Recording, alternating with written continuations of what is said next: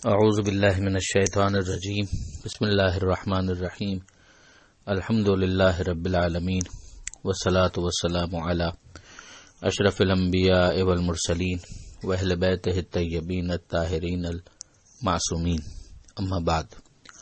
सूरह मुबारक आले इमरान आयत नंबर 122 से 132, 122 से 132 तक। बिस्मिल्लाहिर्रहमानिर्रहीम। इज़ हम्म त्ताइफ़तानि मिनकुम अन तफ़शला वल्लाहु वलियुहुमा वअलल्लाहि फ़ल्यतवक्कलिल मुअ्मिनून। वलक़द नसरकुमुल्लाहु बिबदर वअन्तुम अज़िल्लतुन फत्तक़ुल्लाह लअल्लकुम तशकुरून। إذ تقول للمؤمنين ألن يكفيكم أن يمدكم ربكم ب3 آلاف من الملائكة منزلين بلى إن تصبروا وتتقوا ويأتوكم من فورهم هذا يمددكم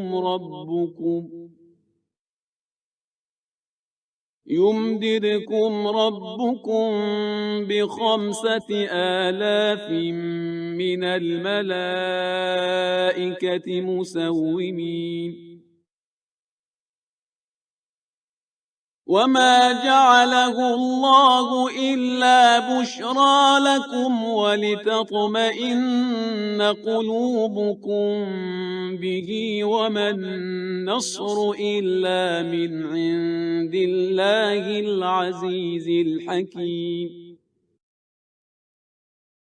ليقطع طرفا من الذين كفروا أو يكبتهم فينقلبوا خائبين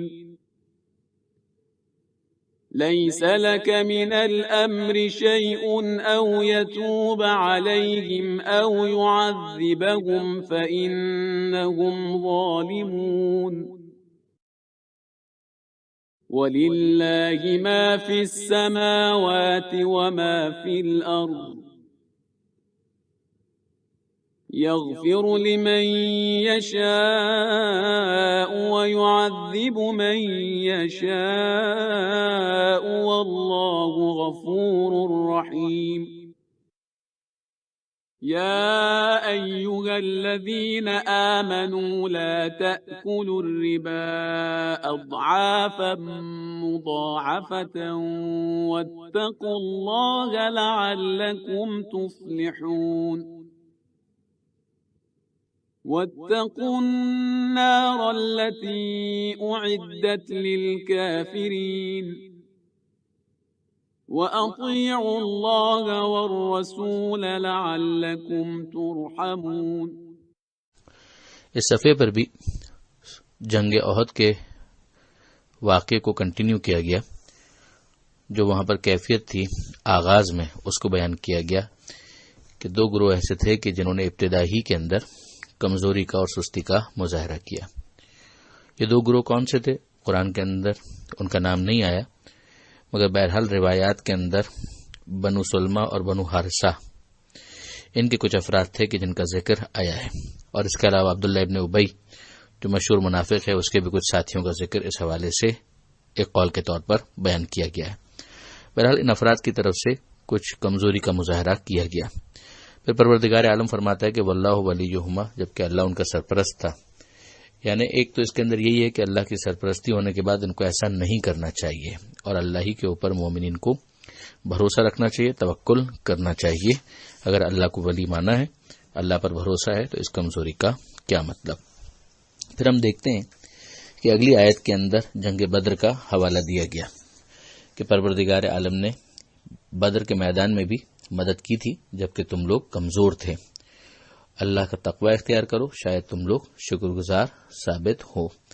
یہ جو یہاں پر اذلہ کا جو لفظ استعمال کیا گیا، جس کے ذریعے سے بے سر و سامانی کی جو کیفیت تھی اس کو بتایا گیا کہ بدر میں تمہاری کیفیت یہ تھی کہ تمہارے پاس بالکل کم وسائل تھے، 313 افراد، 13 تلواریں اور 2 گھوڑے۔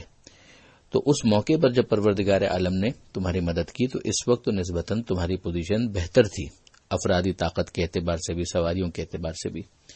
پھر پروردگار عالم نے یاد دلایا کہ یاد کریں کہ جب آپ کہہ رہے تھے مومنین سے، یعنی پیغمبر اکرم سے کہا جا رہا ہے کہ کیا تمہارے لیے کافی نہیں ہے کہ تمہارا رب تمہاری مدد کرے 3000 فرشتوں کے ذریعے سے جو نازل ہوں؟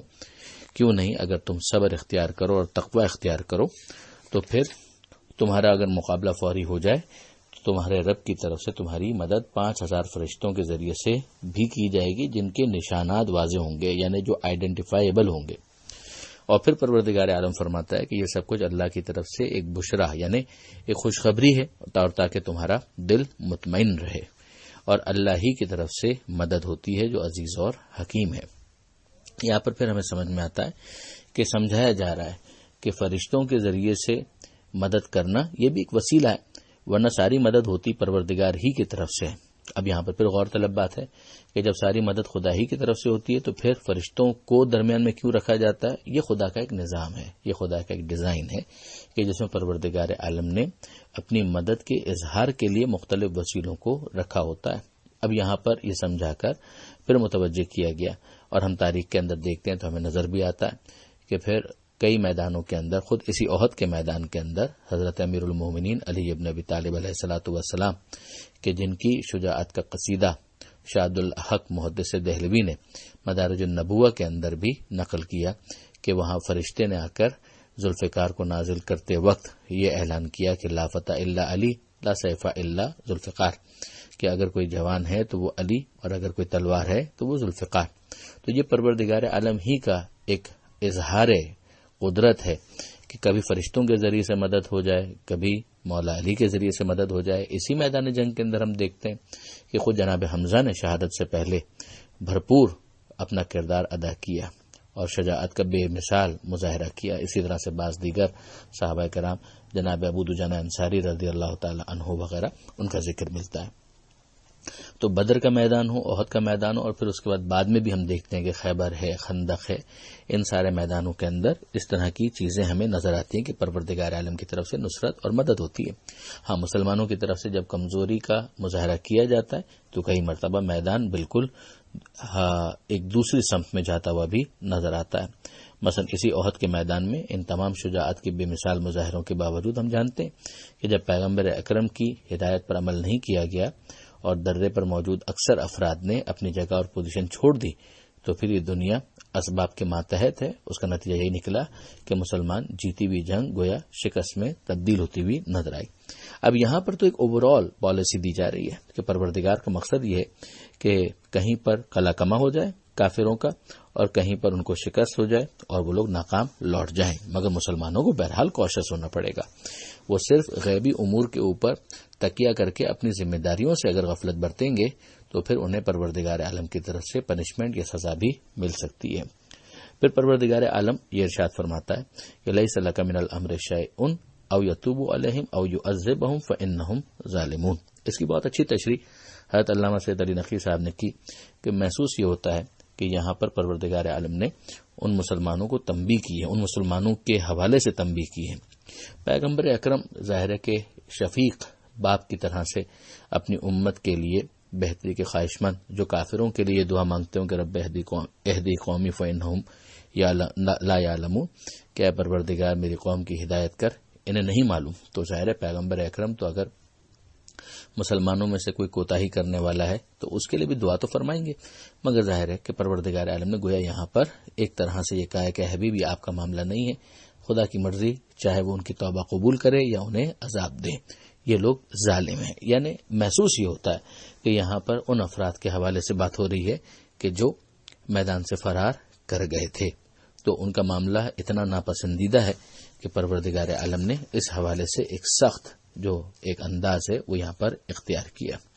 اگلی آیت میں ہم دیکھتے ہیں، آیت نمبر 129 کے اندر کہ پروردگار عالم نے اپنی قدرت کی طرف متوجہ کیا. اس کا لنک ہے پیچھے کے ساتھ کہ اللہ ہی کے لیے ہے جو کچھ بھی آسمانوں میں ہے، جو کچھ بھی زمین میں ہے، جس کی چاہے مغفرت کرے اور جس کو چاہے عذاب دے. وہ غفور بھی ہے اور رحیم بھی ہے، یعنی مغفرت کرنے والا بھی ہے اور رحم کرنے والا بھی ہے. اب یہاں پر خداوند متعال نے اپنی قدرت کا حوالہ دیا ہے. ظاہر ہے کہ حکیم کا فعل حکمت سے خالی نہیں ہوتا.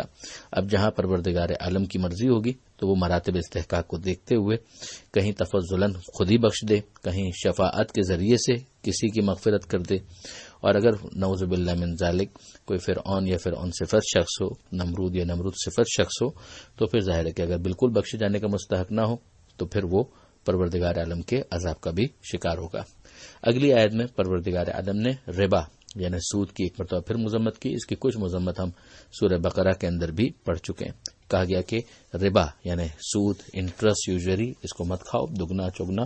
اور پھر اس کے بعد یہ کہا گیا کہ اللہ کا تقوی اختیار کرو، شاید تم لوگ فلاح پا جاؤ. یہاں پر دگنا یا چگنا کہنا یہ قید کی حیثیت سے نہیں ہے، بلکہ اس زمانے میں ہو ہی یہ رہا تھا. اوورآل ہم قرآن کا اور احادیث کا جو مزاج ہے اس کو دیکھتے ہیں تو ہمیں سمجھ میں آتا ہے کہ پروردگار عالم سود کو جڑ سے ختم کرنا چاہتا ہے. اس طرح کی قید کے مظاہرے ہم بعض دیگر آیتوں کے اندر بھی دیکھ چکے ہیں. مثلا جب اہل کتاب کے علماء کی مذمت کی گئی تو یہ کہا گیا کہ لا تشتروا بآیات اللہ ثمنا قلیلا، کہ اللہ کی آیات کو تھوڑی سی قیمت پر فروخت مت کرو. ظاہر ہے کہ وہاں پر یہ مراد نہیں ہے کہ زیادہ قیمت ہو تو فروخت کرنے میں کوئی حرج نہیں. بالکل اسی طرح کی ایک اور جو مثال ہمارے سامنے جس کو ہم پڑھ چکے ہیں کہ یہ یہود کے بارے میں کہ یقتلون النبیین بغیر حق، کہ وہ پیغمبروں کو ناحق قتل کرتے ہیں. اس کا یہ مطلب نہیں ہے کہ حق کے ساتھ قتل کریں تو ٹھیک ہے، کیونکہ انبیاء کا قتل حق کے ساتھ ہونا ممکن ہی نہیں ہے، وہ بہرحال ناحق ہی ہوگا. یہی صورت یہاں پر بھی ہے کہ جو دگنا اور چگنا جو کہا گیا تو یہ اس کو سمجھانے کے لیے ہے، نہ یہ کہ تھوڑا اگر سود ہو تو وہ چل جائے گا، بلکہ وہ کسی بھی صورت میں قابل قبول نہیں ہوگا. اس صفحے پر موجود سیکنڈ لاسٹ جو آیت ہے اس کے اندر پروردگار عالم نے ایک وارننگ دی ہے کہ ڈرو اور بچو اس آگ سے کہ جو کافرین کے لیے فراہم کی گئی ہے. اعدت للکافرین. ہم ابھی اگلے صفحے کے اوپر جب انشاءاللہ کل پہنچیں گے تو دیکھیں گے کہ وہاں پر جنت کا ذکر ہے اور وہاں پر لفظ یہی استعمال کیا گیا ہے کہ اعدت للمتقین، کہ وہ جنت جو بنائی گئی ہے صاحبان تقوی کے لیے، فراہم کی گئی ہے صاحبان تقوی کے لیے. تو یہاں پر کہا گیا اعدت للکافرین، یہ کافرین کے لیے فراہم کی گئی ہے. تو تم ان لوگوں میں سے مت ہو جاؤ، ڈرو اس آگ سے اور بچو اس آگ سے. اللہ کی اطاعت کرو، اس کے رسول کی اطاعت کرو، شاید تم پر رحم کیا جا سکے. یعنی آپ دیکھیے کہ جنگ احد کے کیس کے اندر تو ہمارے سامنے بالکل واضح کہ اللہ اور اللہ کے رسول کی اطاعت اگر نہ کی گئی تو پھر اس کا جو ریپرکیشنز والا معاملہ ہے وہ انسان کو فیس کرنا پڑتا ہے. یہاں پر یہ صفحہ مکمل ہوتا ہے. پروردگار عالم سے دعا ہے قرآن سمجھنے اور اس پر عمل کرنے کی توفیق عطا فرما، اور وارث قرآن امام زمانہ کے ظہور میں تعجیل فرما. وآخر دعوانا ان الحمدللہ رب العالمین، والسلام علیکم ورحمۃ اللہ وبرکاتہ.